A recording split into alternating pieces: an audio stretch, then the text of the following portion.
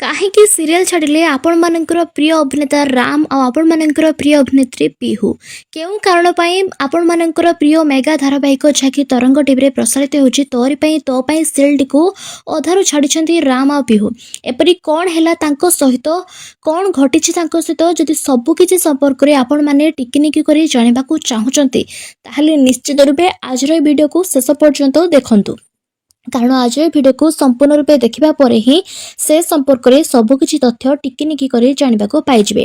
ଭିଡ଼ିଓକୁ ଆରମ୍ଭ କରିବା ପୂର୍ବରୁ ଆପଣମାନଙ୍କ ମଧ୍ୟରୁ ଯେଉଁମାନେ ରାମକୁ ଭଲ ପାଆନ୍ତି, ତାଙ୍କ ଆକ୍ଟିଂକୁ ପସନ୍ଦ କରନ୍ତି, ସହିତ ପିହୁକୁ ଭଲ ପାଆନ୍ତି, ତାଙ୍କ ଆକ୍ଟିଂକୁ ପସନ୍ଦ କରନ୍ତି, ନିଶ୍ଚିତ ରୂପେ କମେଣ୍ଟରେ ରେଡ୍ ହାର୍ଟ କମେଣ୍ଟ କରିବା ସହିତ ଭିଡ଼ିଓକୁ ଲାଇକ୍ କରି ଚ୍ୟାନେଲକୁ ସବସ୍କ୍ରାଇବ୍ ମଧ୍ୟ କରି ରଖିବେ।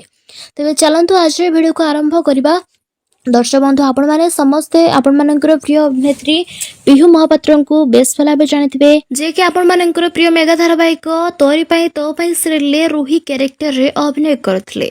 आपण माने समस्ते सर्वदा तांको तांका एक्टिंग को बहुत सारा भल पाइबा दे आछंती।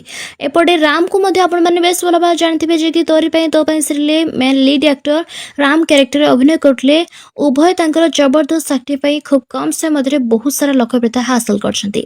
तबे वर्तमान समय प्रश्न उठुछि केउं कारण पई सीरियल छाडिचंती रूही एवं राम। तबे दर्शक बंधु रूही क्षेत्र में जहाँ जानवाक मिलुछि वर्तमान समय तांको एक नुआ प्रोजेक्ट आसुछि जार नाम रहिछि मंत्रमुग्ध, जोथि पई से बे सीरियल टी छाडिचंती अधारु।